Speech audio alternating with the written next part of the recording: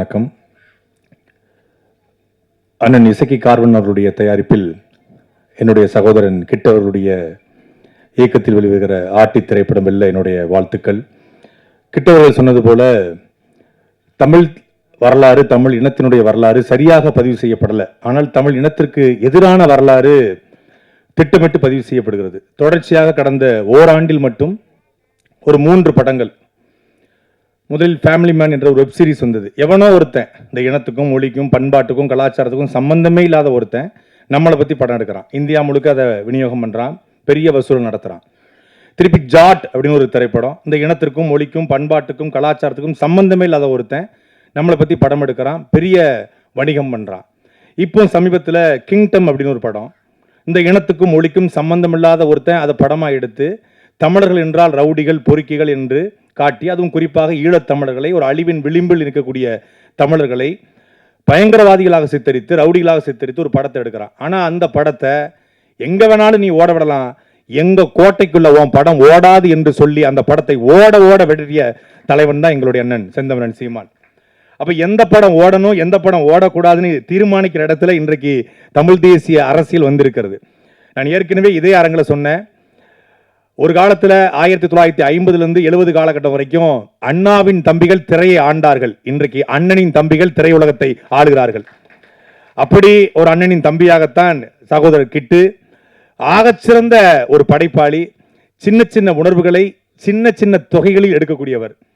150 கோடியில் படம் எடுக்கிறாங்க, கதை இல்லை. பெரிய பெரிய நடிகர்கள் இயக்கக்கூடிய இயக்குநர்கள்ட்ட கதை இல்லை, ஆனால் பெரிய நடிகர்கள் கதை இல்லாத இயக்குநர்கள்ட்ட தான் நடிக்கிறாங்க. ஆனால் கதை இருக்க இயக்கூடிய இயக்குனர் பெரிய நடிகர்கள் வர்றதில்லை. அதான் இங்கே பிரச்சனையே. ஆகச்சிறந்த கதைகளை கிட்டு வச்சுக்கிட்டது 2018 காலகட்டத்தில் சாட்டை என்கிற வலையொலி தொடங்குவதற்கு ஒரு அடித்தளத்தை போட்டு கொடுத்தவர் கிட்டு தான். நான் நக்கல் நையாண்டியாக பேசுவேன் மேடைகளில். ஐயா வைகோ போல் பேசுவேன், கலைஞர் ஐயா போல் பேசுவேன், கமலஹாசன் போல் பேசுவேன், மிமிக்ரி பண்ணுவேன். அது இயல்புடைய சின்ன வயசுலேருந்து பண்ணுறது. அப்போ மேடைகளில் நான் ஐயா வைகோ போல் பேசுகிறதா அண்ணன் கூட கண்டிப்பாங்க, டேய் யாரை வேணாலும் பேசு, அண்ணன் வைகோ, திருமாவளவன், வேல்முருகனை பேசாத. அன்னைக்கு சொன்னார், இன்னைக்கு வரைக்கும் அதை அவர் தான் சொல்லிட்டு தான் இருக்கார். அவர் ஒரு தாய் அன்போடு எல்லோரையும் நேசிப்பார் இல்லையா, அதனால பேசக்கூடாதுன்றாங்க. நாங்கள் என்ன பண்ணோம், களவாணித்தனமாக எங்கள் அண்ணனுக்கு தெரியாமல் அண்ணன் எங்கே யூடியூப்பியாக பார்க்க போகிறாரு அப்படின்னு கிட்டு ஒரு நையப்புடைன்னு ஒரு சேனல் ஆரம்பிக்கிறாப்புல.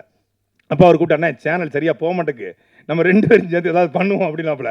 என்ன பண்ணுவோம், நான் இப்போ மெடிக்கல் நிறுவனம் ஆரம்பிச்சிருக்கிறேன், நடத்திக்கிட்டு இருக்கிறேன். இரவு 6 மணிக்கு மேலே பெரிய வேலை கிடையாது, நீங்கள் வாங்க அப்படின்னாரு. இப்போ வீட்டு பக்கத்தில் உறையூரில் அவருடைய சின்ன அறை, ஒரு 10க்கு 10 அறை தான்.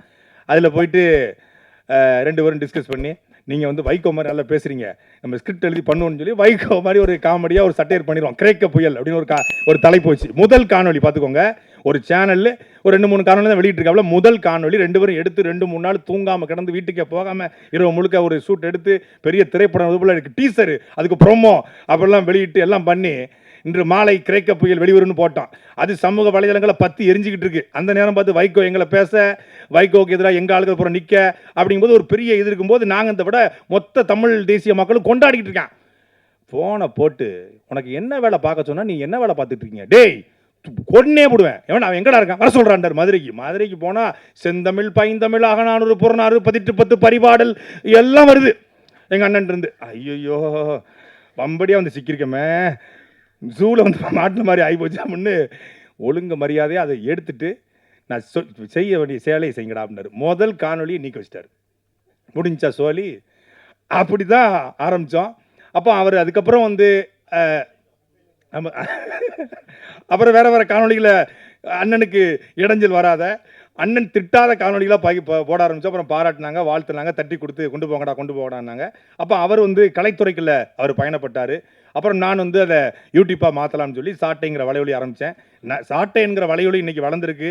நான் அறியப்பட்ட முகமாக மாறியிருக்கேன்னா எங்கள் அண்ணன் எந்த அளவுக்கு எனக்கு மிக முக்கியமான பங்காற்றும். அதே போல் அதனுடைய அடித்தளத்தை போட்டு கொடுத்ததில் என்னுடைய சகோதரன் கிட்டுக்கு மிகப்பெரிய பண்புண்டு.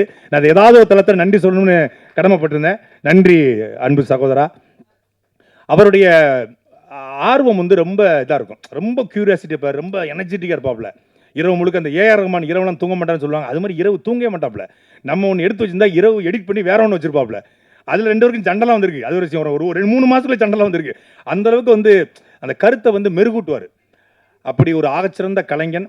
அவன்கிட்ட உண்மையிலேயே ஒரு 50 கோடி ரூபாய் கொடுத்து ஒரு வரலாறை பதிவு செஞ்சு வந்தா ஆகச்சிறந்த வரலாற்றை தமிழ் இனத்தினுடைய வரலாற்றை பதிவு செஞ்சிருவோம். அப்படிப்பட்ட ஒரு இயக்குனர் என்ன பெரிய தயாரிப்பாளர் சிக்கலை இந்த தயாரிப்பாளர் பெரிய தயாரிப்பாளராக வந்து ஆகச்சிறந்த படைப்பெடுப்பாங்க. இன்னும் கொஞ்ச நாள் தான் அண்ணனுடைய காலம் பிறக்க இருக்கிறது.